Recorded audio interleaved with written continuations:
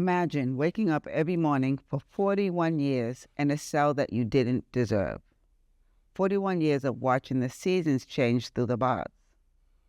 41 years stolen because someone in power decided that your truth didn't matter. This is the story of James Watson. In 1982, the state of Massachusetts took his freedom, not because he was guilty, but because a police department and a district attorney's office decided to lie. They wanted him executed. The only thing standing between James and the death chamber was you, the voters of Massachusetts, who, by the narrowest margin, abolished the death penalty that same year. So they locked him away instead and threw away the key. But this story doesn't stop with James, because while he was trapped inside, his young son, Don Juan Moses, was left vulnerable. And the system that destroyed his father came for him as well. What happened to Don Juan behind those walls was nothing short of torture. This is not ancient history. James was exonerated in 2022, 41 years too late, 46 years after this nightmare began. Today, you'll hear the truth from a father and son whose lives were shattered by a corrupt, racist system, a system that still operates in the shadows, a system that could take your life tomorrow if we let it. James and Don, welcome. Welcome. It's a pleasure to have you here. And I appreciate you sharing your story. I would love for James, if you could start by sharing your story. Can you tell the audience, you were a 19-year-old young person. What happened? How did this nightmare begin? Well, it began by the police knocking on my door, asking if we looking for somebody, if anybody had heard or seen anything. 4 o'clock in the morning, which resulted in a man being shot to death outside in Rossendale housing project. And we lived on the first floor. And if I come on my building and step off my steps and walk to the sidewalk, I can turn to my left and I can see where the incident happened. Like probably, I don't know, no more than 10, 12 feet away from my steps. So they asked us, they asked us, me and my son, Don, and his mother, if they, we heard anything. And I said, no, they didn't hear anything. I asked her, did you hear anything? I said, no, because 4 o'clock in the morning, we sleep, we sleep hard. So we said, no, and they left, and they came back again. Next day, they wanted to see me down the station. Went down the station, they questioned me, told me the same thing. They let me go. Then the next time they came back again on a Saturday, and asked me to come down to the station. And this time it was a little more aggressive than it was first time. They asked if you heard it or see it. Then they started asking questions, what went wrong?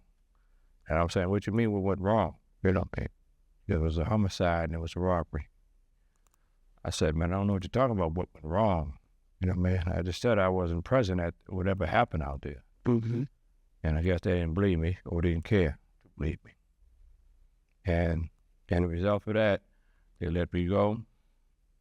And then Sunday, they had me back down the station. Same question. Same answers. I don't know what you're talking about. I was not there. They didn't hear nothing or see nothing. Neither none of my family or nobody. We didn't see nothing. And then they asked me, I said, well, stop playing the game, get a polygraph or something, because, you're wasting my time. He called me down here. They said, well, you want to take a polygraph? I said, yeah, whatever, whatever you want to do. They ain't got nothing to hide. I didn't do anything wrong. And they said, okay, we'll pick you up Monday at 1 o'clock. Okay, cool. You knew where I live. You've been there enough times, right? So I'll see you at 1. 1 o'clock came around, 2 o'clock, 3 o'clock, no show. So we decided to go car shopping. I had my son. I had a little brother, Robert, and his sister. But I had his mother and his sister, right? And we all got into the car. We're getting into the car. And as we get into the car, around 6 o'clock, that's when I heard a voice behind me, behind me, saying, Mr. Watson. I said, because nobody called me by my last name. And so I turned around and to Detective Burlow. And Burlow turned around, I said, would you like to come down? Would you like to come down to the station? I said, what happened to you at 1 o'clock for the polygraph? Just something came up. I said, well, something came up. I'm fixing to go put stuff on layaway for Christmas. He said, nah, so I'll come down there later. He said, no, I need you down there now. So now I'm feeling like I'm in custody. He said, now. So if I refuse, the next step is probably, they want to arrest me or whatever. So I want to go all through that because I have my kid with me and everything. So let's go. I just told them to follow me down to the station. The father, the uncle of, the grandfather of my son, Bo Pete. And you, okay. And he drove. I said, just follow me down to the station. So I got into the car with them, which was a black '67 Chevy, and with a red interior. And there's a man sitting in the front seat, which I did not recognize until we got to the station. It was the owner of the cab company, James Quinn. And you did mention that the person who was murdered, you were being accused of, was a cab driver. Was a cab driver. Yes, was a cab driver. And so he was the owner of the cab driver, of the cab company. Yeah, he was the owner of the cab company. James Quinn was the owner. Okay. He had a fleet of cabs. He was a self-made millionaire, so to speak. But anyway, so I don't know what kind of dirty dealings they did, but they're together. But went down the station, went in there and talked. Everybody came in to the station, had me in the office, and sit me in the chair, and we talking. Then he went back to the story, what went wrong. I said, man, I'm not going to play this game. I want to take a polygraph, there we go. we're not going to do this again, I'm not repeating myself. And as we was talking, I happened to, because Detective Burlow was sitting right across from me. He was at his desk, and I was sitting at the other end of the desk, facing him. And I looked, I looked down.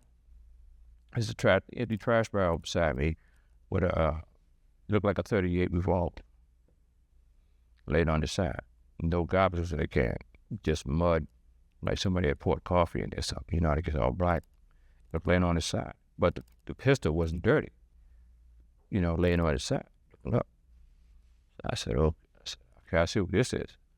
It's not happening. I'm not going to grab the gun. So the other officer, Paul Carroll, who's at the other end of the office in the station, right, which was standing up at the time, would probably have shot me, killed me. Because I think that was the plan, but I didn't go for it. Interesting. So they got even more frustrated. And he said, you've been identified. I said, been identified by who? Man, ain't nobody identified me. He said, you've been identified and you're under arrest for the murder of a cab driver, Jeffrey Walker.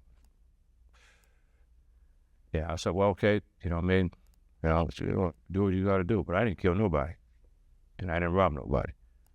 So they cuffed me up, But at that moment, my family was outside the door. My son, his mother, right, her mother, her sister, and her brother. I'm saying, So you was actually going to shoot me in the station, with my people right outside the door. So you think that was the plan? That was the plan. And how old was Don at the time? Don was 13 months. 13 months. Did you go back home? At any point did you go back home? That day, Monday? That day? No, they locked me up. from that day on, at the age of 20. That night, they locked me up. From that night, around 6:30. Yeah, around 6:30. Yeah, they locked me up. I couldn't leave. Put me in a cage in the office. They had a little box cage where you go in there and lock the door. There's a chair in there with a little screen door, no glass. So I'm sitting in there, mad as can be. You know what I mean? Then all of a sudden, here comes Regina, which is my son's mother's sister. And they opened the door and let her come in and lock the door. Just the two of you? Yeah, I'm saying, I'm supposed to be in custody as a prisoner for murder, but you gonna put a civilian, lock a civilian in there with me? We got into the relationship, you know what I mean? Which was no relationship. She was just a sister, you know what I mean, of my son's mother. Okay. You know what I mean? And you locked her in a room with me. Interesting. You know what I mean? She's crying. I'm trying to hold her, and there's only one chair, so she sat on my lap. She's crying. I'm trying to console her. Daddy's gonna be all right. You know what I mean? And then after that, they about 5, 6, 7 minutes. You know what I mean? They opened the door and let her out. Interesting. And so at the age of 20, you go there for a polygraph. There's no polygraph. You are arrested. And you spend the next 40 plus years in prison. How many trials did you have? And what? So you had 2 separate independent trials, both found guilty. Both. One in 81 and one in 83. The overturned it on the technicality of the judge's instructions to the jury. He refused to answer the question. You know what I mean? And they said they did not prove that if I was a knowing or willing participant in the crime. Now here's another segment. If I was a knowing or willing participant in the crime, but you said I committed the crime. But now you want to say if I was a known or willing participant, if my co-defendant was in possession of a firearm. So says he refused, the Judge Irwin refused to give that instruction to the jury. They said you can't do that in a felony murder case. So they overturned it because they violated my rights. Then I get a fair trial. And at what point were you indicted at what point did the district attorney ask that the death penalty, that you be indicted under the death penalty? Yes. In the first trial, I went to trial. I went to start trial. I went to my arraignment for the murder from Charles Street Jail County. And then Judge Irwin and O'Neill, we was being arraigned, and I was cuffed to 2 other people. So they arraigned, when he got to me, Commonwealth, which is O'Neill, District Attorney O'Neill, who asked Judge Irwin to indict me under the death penalty statute due to the nature of the crime and the underlying felony, which is the armed robbery, which resulted in a murder, felony, the commission of a crime. And he asked the judge, I'd like to indict him under the death penalty, Your Honor. And the judge on there said, looked at me, put his glasses down over his nose, and said, yes. Now, we know 40 years later,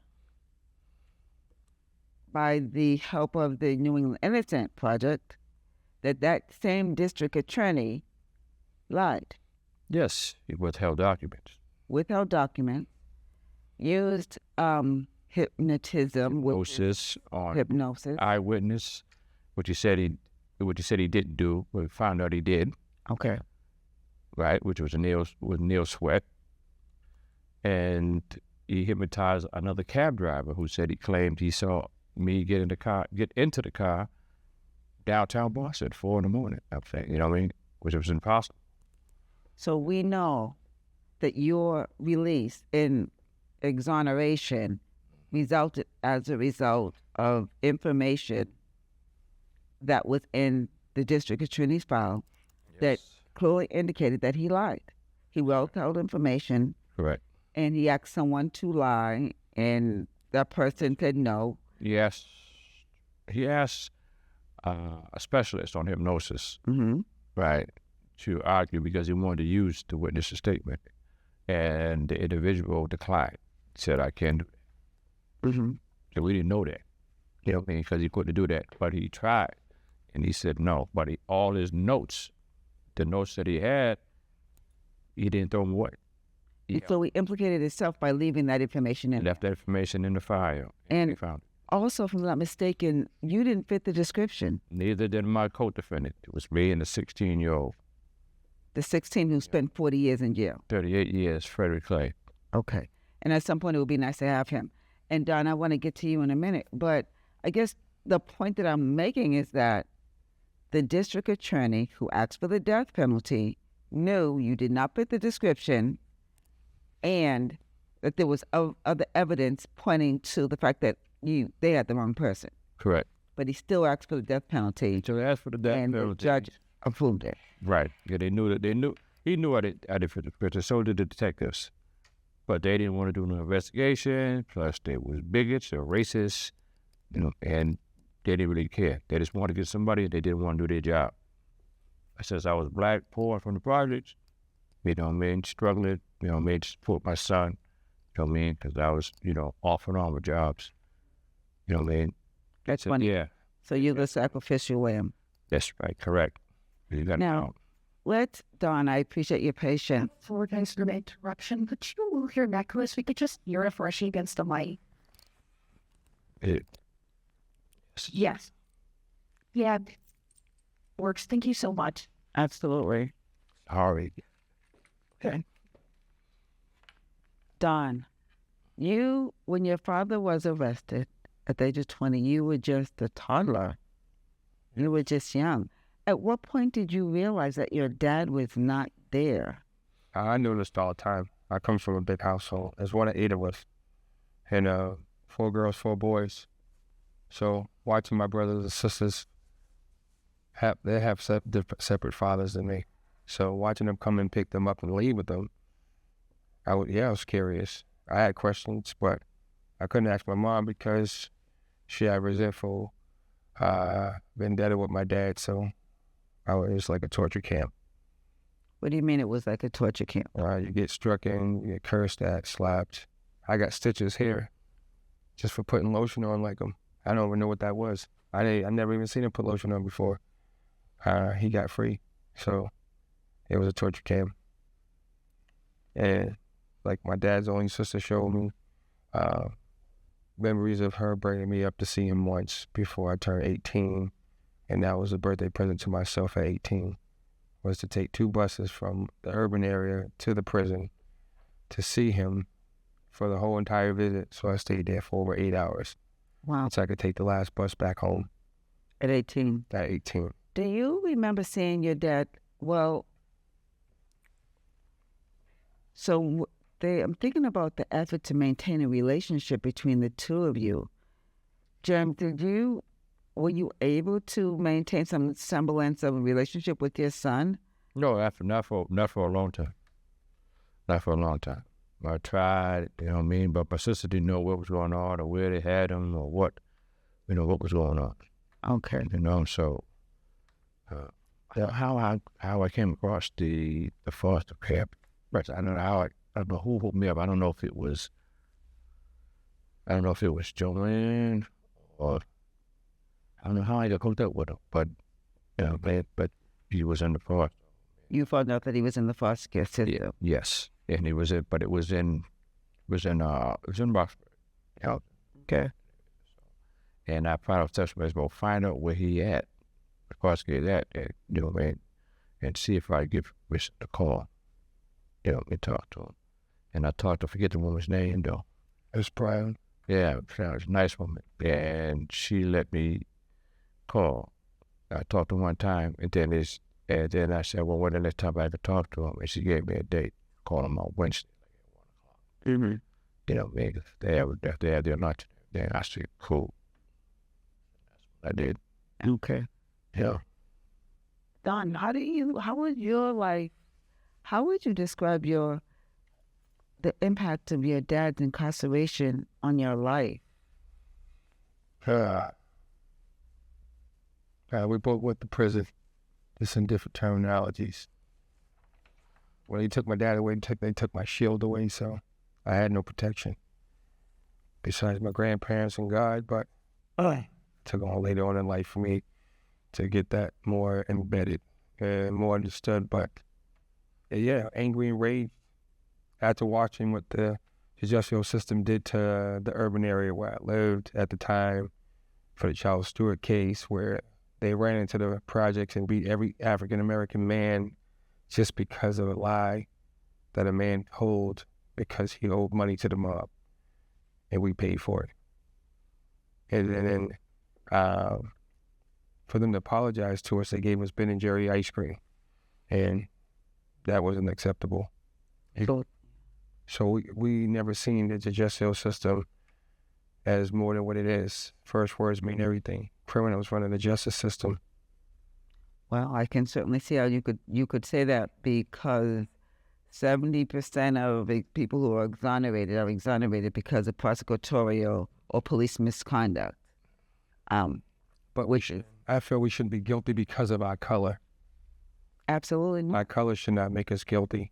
Like, I'm going through a similarity situation, but with 2 babies this time, a daughter and son, and it all run off factor of being guilty for being black in a state where all I do is generate love to the people I care for, being in the nursing field. So I shouldn't feel like I got 2 strikes already where I never been to jail, only besides to go see my dad. But that's where we stand right now. Haven't touched my children since 2019. So it's 2025, and I feel like 30 minutes every 7 days is inhumane for a father who was there since birth. So it sounds like the trauma of you losing your dad was significant. As you state, your shield was gone. There was no one to protect you from a system that is notorious. Show up. It wasn't, just the system, but those that you thought you could find as adults. Most of the adults in my time of me growing up was still living like they was in the 70s. Like, things Dad told me as we got older and he was free and we talked about, same thing I witnessed on my own. Like, it was a continuous party from the 70s to when I was growing up. All the adults was on different drugs or alcohol, my aunt, my uncles, so there was no one to confide in. And my older brother had to grow up fast and raise himself in the street, became a gang leader at the age of 17 and got shot and killed. So losing your brother at 15, that was my role model, but in a certain factor where he was big brother, dad figure, besides others, my uncle, my grandpa, but that's devastation. Absolutely. It absolutely is devastation. And James, my question to you, did you ever give up hope? Did you ever think you would not experience freedom again? Yes. Crosses your mind after sitting in prison 5 years, 10 years, 15 years, 20 years. The light gets kind of dim. And with the 25 years, I was saying, wow, this like it might be it. Like I'm probably dying.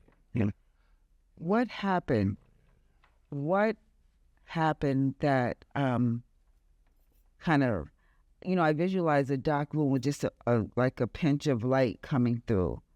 What was that like pinch of light for you? The hope, the impetus for you for turning things around, and you've been able to get out. Well, wasn't really hope. What turning me around is I missed my son. Only son on the planet. I never been a dad before. I was happy as could be. And then all of a sudden it was just shattered within instant. Gone. Like, wow, this really happened? It was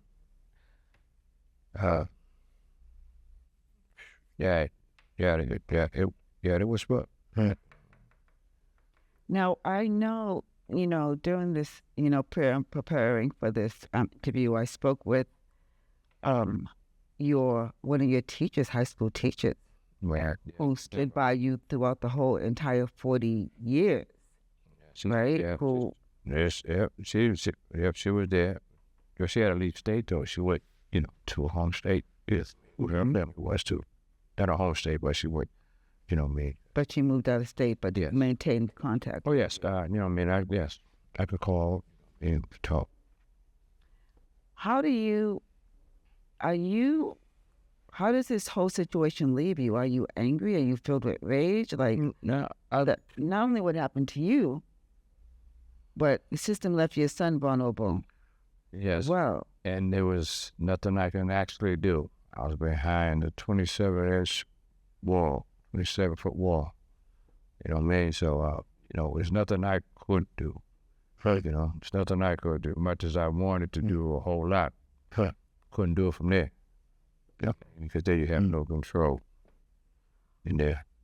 What, and the question is for both of you, what is it that helped you maintain your sanity to such horrendous, I can't even...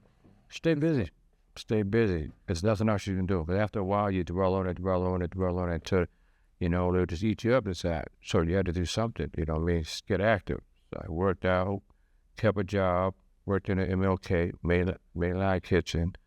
I worked industries, I like paint, carpentry work. So I got into that field. And while I was there, when I first got there, I joined a group called Revamp, which turned into be Second Thoughts, where we work with young men, 13 and up, they come up to the prison and we talk and try to keep them from coming into prison. Okay. And then, that was hard. Yeah, the whole scenario affected my ability to really be a good counselor, But I got it together, because a kid asks you, did you do it? And, when I had there to lie to him, So I'm saying, when I lied to him, say, I didn't do this. And then he'll say, wow, well, you didn't do that. So I can go out there and get arrested and don't do nothing and still come in here, And I don't want to start thinking like that. Then they think there's no hope. So I, as I said, well, my case ain't really relevant to what's going on with you. You didn't tell them, you didn't tell the young people that you were innocent because it would be too confusing for them to understand that. Right. Although you claim you're innocent, you're still sitting in Norfolk Correctional Institution for life without the possibility of parole. And they're too impressible right now because they're already in the jail. Mm-hmm. I worked with kids that were locked up, Judge Conley's kid, DYS, and we worked with kids from Milton, Marlboro, Middleborough, and they weren't locked up. They were like, from school. Okay. But they was 12 and 13 years old committing adult crimes. Wow. Go ahead. And Don, what helped you to maintain your sanity? I know that you experienced a tremendous amount of abuse. I know that you work in a profession that requires a lot of nurturing, that you nurture people. Yes. Grandparents and God, that was my team. They taught me about God and they showed me ultimate love from each other to me and my siblings.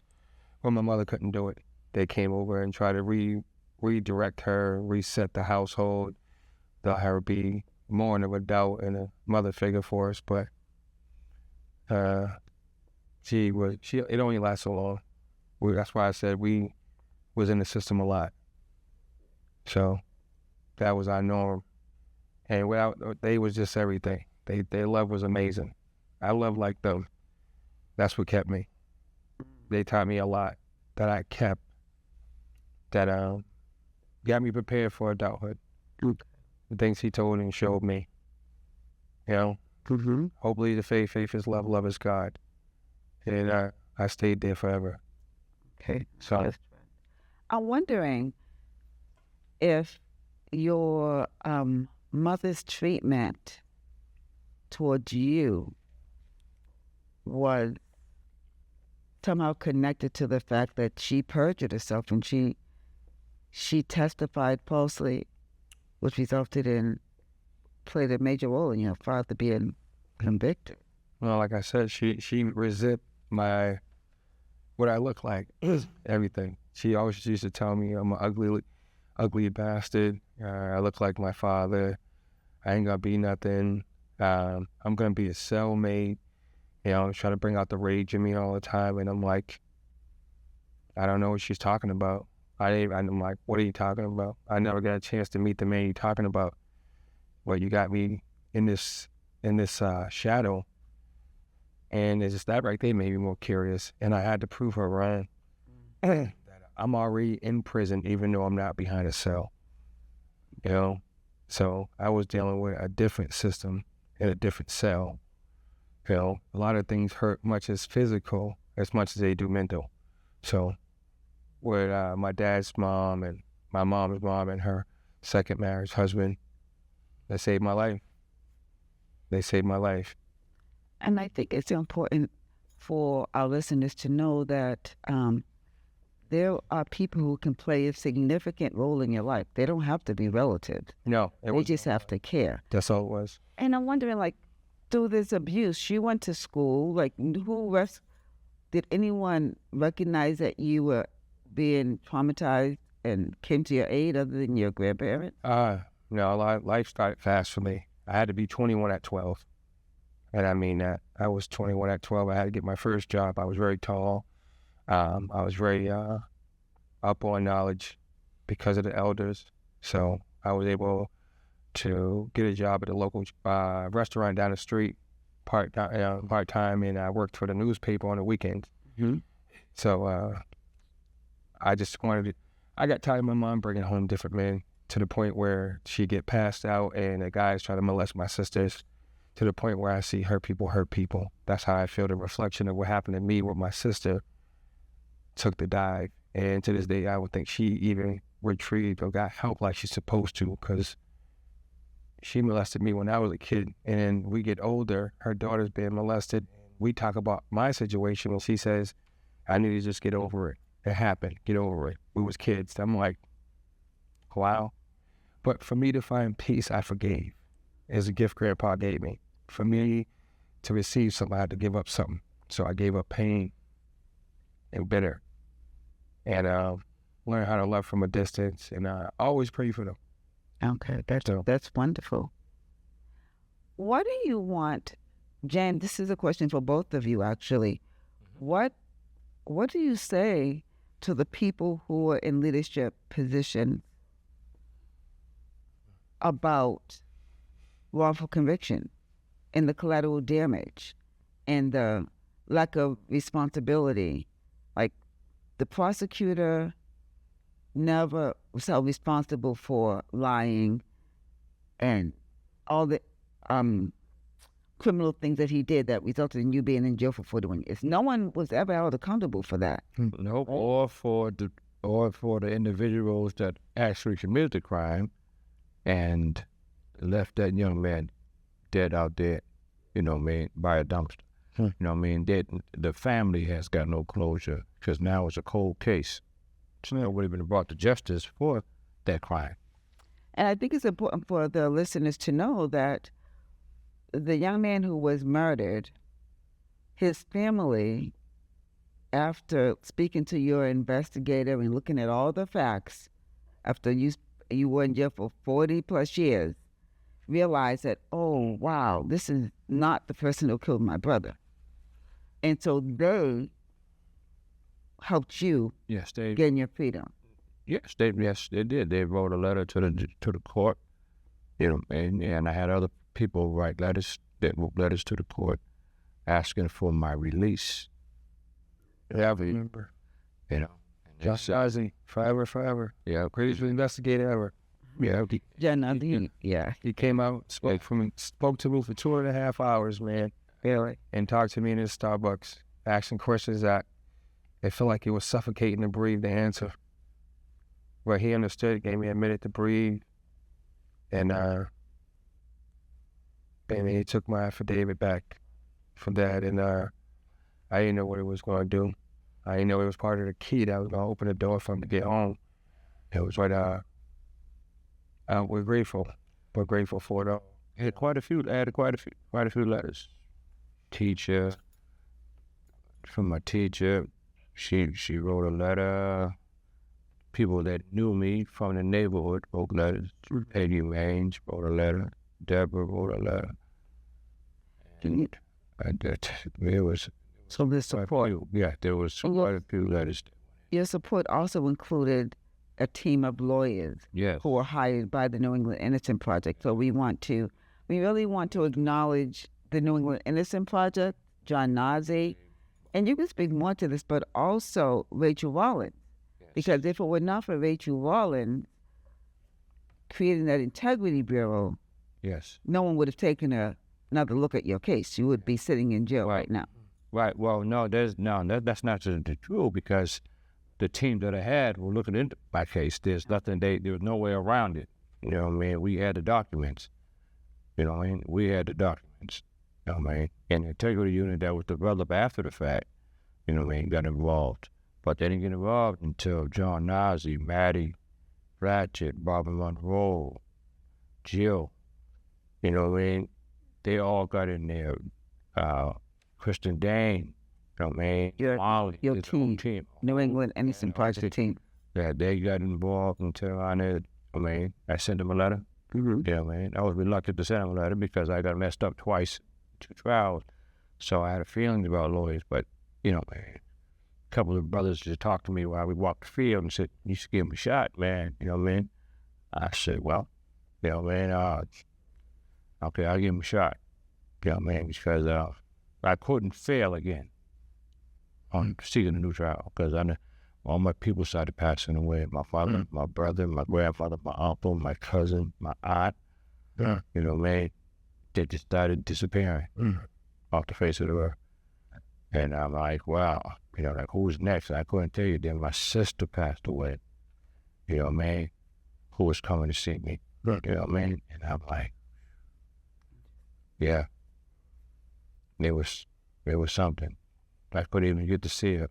I could have talked to her before she died, but the institution was such a out of whack, that the caseworker refused to let me make a phone call. Said I had to talk to Sherry Elliott, who was the director of treatment at the time. And this was after you received a call saying that your sister could go at any moment. Right, and I told them when the time comes, call me, and so I could talk to her before she leaves this planet. They said, okay, so they called. I went next door to 1-2. I was in 1-3. They asked to make the phone call, and he said, I got to check with Sherry Elliott. I said, why you got to check with somebody when this is an emergency call? That's not the protocol. So he was racist and bigot. You know what I mean? I said, my sister's dying of cancer. I got a chance to speak to her. You know what I mean? Because everybody was at her bedside. They brought her bed from the hospital to Somerville. Everybody was there. My son was there. Yeah, she held my daughter. She held Olivia, his daughter, my granddaughter. It was, you know, man, and so everybody was there. All the love was there. You know what I mean? And I could have talked to her, but he threw me so many loops. You know what I mean? I told him, I said, she's dying of cancer. I need to talk to her right now before she leaves the planet. He told me, he said, I'm not a doctor. I said, yeah. Now, at that point, I could have, I mean, the rage was so hard in my heart. I don't know how I did it, but I walked out the office. Okay. You know. Question. Okay. What do you think your case was an isolated case? Are there many people? Many. I mean, as we speak, somebody's being railroaded. You know, like by the Boston police, the district attorney's office, you know, the judicial system. It was supposed to be there to uphold the law, to provide and protect the citizens of the United States, which is not being done. Okay. You know, that goes for a long, long time. It's been going on for years. But it's a small blunt now, and they just more abuse of power, position. There's some crazy about how they can write down something I can write down on paper, but theirs had more power because of their position they have in power. Yeah. That incriminates me, where my documentation for my kids is so damning that I feel like everybody's in bed together, that it's hard to find a lawyer for my kids. Since 2019 of last time, going against a corrupt system, you know, I got struck by a bailiff just for going back into a courthouse to report why I seen a violation on the judge of my case. And that got thrown out immediately. Never got seen daylight, but it just told me where I was not welcome. Okay. that's really unfortunate, and I'm sorry that you had to experience that. I know that you will continue fighting. Always. That's me. Campaign for our success. You know, before we switch gears a little, I'm curious about the fact that the district attorney left the information in the file that incriminated him, which sort of leads me to believe that that behavior of corrupt officials might have been just a commonplace, and so he didn't feel the need to take out anything that might incriminate him because maybe he never thought anyone would even bother. They just thought they were that much untouchable. Same thing with the people I deal with in the state of Maine. They incriminate themselves. If you read the first 5 pages, that damning. Is that damning? It tells itself. That's how bluntly in abusive power is being used right now at this hour. I just thank God that I made it from the city, and I was just experiencing it and traveling. I was always interested with what was out there, and I just kept moving. But the more I moved, the more I seen, the more I learned, and I'm glad I did. I became a father of 2 children, so it just shows, they ain't sorry for what they done. They're sorry they got caught. Well, But the super way they're sorry they got caught because they still got their jobs. I know, but Well, those who are not deceased. but who you represent at the time of the crime that you are committing is who should pay the piper and the price for what you've done. If I had a uniform for the police station, for the Boston Police, and I was a Boston police officer, who's going to be accountable for me? It should be the Boston Police Department, because that's who I work for. I'm carrying them on my badge every time I go to do my... You get a call. You just don't. okay. We don't have a lot of time left. However, what do you say? What would you like the general public to know about your experience that they might not know? Like, what is, like, do you have an ask? And I'm thinking about this because I know that there are men and women on a daily basis who are now getting their freedom because of wrongful conviction. Oh, yes, there's been a whole lot of men And women. coming out proving that they was wrongly convicted of a crime they did not commit. Man, in the prison that I was in, MCI Norfolk, a lot of guys that I lived in with the unit that I lived in, they're out.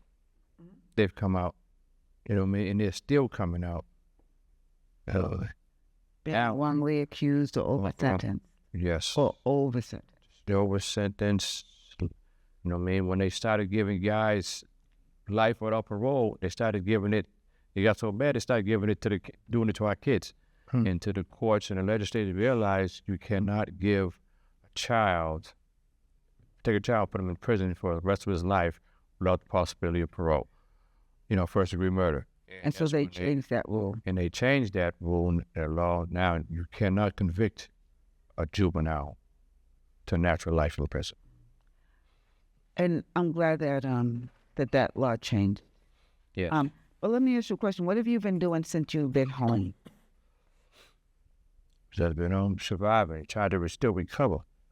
I try to stay busy, and I got together, I met my fiance, you, and this element, and we got together and we formed an organization called Confronting Injustice, where we support and help litigate, when necessary, guys that are incarcerated, men and women, who are fighting to get out and have no support or don't have a lot of support, or influence. So we get involved, and we try to do everything in our power. Get that help, direct them to where they can get their ID, Massachusetts ID, what they need it real badly now, thanks to, ICE that's now been put down on top of us also, but, we help them put around there and, reintegrate into society, let them know they're not alone, they got support. All right. I was moved by a group of men coming together to come up with money to bury one of your brothers who died. Is that something? I was just moved by that because Yes, because he went to prison. You know, man, and he did a number of years, and he was sick when he came in. okay, And he battled it. He didn't ask for nothing. He handled it on his own. He had support inside the joint from other cons, you know, man. And he was a musician, real good musician. You know, he played the guitar, bass guitar. He even played the drums. You know, like. an admirable Yeah. gesture David on the part of Patrick, you know, man, and you know, man, because he was in the band, you know, man, with my other brothers had an out who were wrongly convicted, you know, man, Shorty Mac, AK for Hamilton, Bear Pole, you know, man, Robert Aldrich, you know, man, people who've been exonerated. exonerate, yes, and they're flowing out, you know, man. Then when they come out, we try to support them, like I supported my brothers that just come out. You know, let them know we're here. You know, it's going to be a little struggle, you know what I mean? But you're not alone. So never think that, you know, because now we are a new community out here. Okay. So closing words, Don. It's still surreal. Yeah. This feeling is as surreal as me still seeing something so great like my children being in front of me and taken away like my dad as well. And him getting free gives me hope. You know what I mean? I'll fight for love before I stand for hate. So it gives me hope. You know, I just got to wait my turn and trust the process, stay loving. Don't let the system change you. Mm-hmm. And that's it. Just wait it out. That's all that I do. Time, you can't bury the truth. So I just have to just stay moving forward. Hey. Well, thank you. I'm James. Closing words. Close word to fight. Don't give up. Don't say stop. Don't stay silent. Speak up.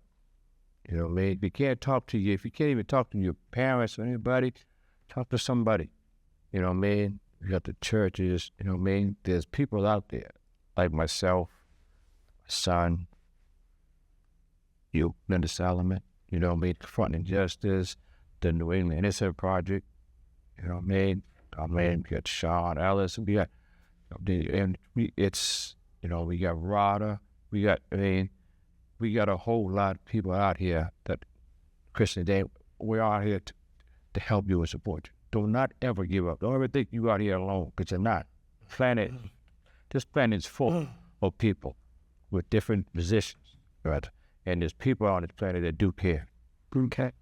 So we want to thank you for joining Confronting Injustice. These stories are important because every life matters, every voice matters. Always. And we want, if we don't share these stories, then people would know, right? Most people don't know that exonerations are more and more common, which means mistakes were made and they need to be revisited. And people who were innocent, who were in jail, James, I agree. Hold on. Keep talking, keep fighting. Yes. You know, reach out. Reach out. You know what I mean? Because you believe me, you will not be rejected. You know what I mean? Doing that Edison Project, confronting injustice. You know what I mean? You will not. You know what I mean? There's a lot of guys out here, a young man out here, like Foxwoods. You know what I mean? He's tremendous. Yeah, He works hand on hand. He will not let you down. He's got a few guys out. He got a few guys out. Quite a few guys out. You know what I mean? okay. I think that's a good note to end. Yeah. You've gained your freedom and you're helping other people to gain theirs. It's not about you get out and now you can relax. And No. this is about helping others. Yes, this is an ongoing battle. This doesn't end here in this room, in this conference. It's an ongoing battle. You know what I mean? And if you don't fight, and I'm talking to the parents, the cousins, uncles, and grandma, if you don't fight, it could happen to yours. Yep. Stand for something or fall for anything. Yes, it could happen to yours. Well, thank you very much. Thank you for viewing. We look forward to sharing another story with you in our next episode.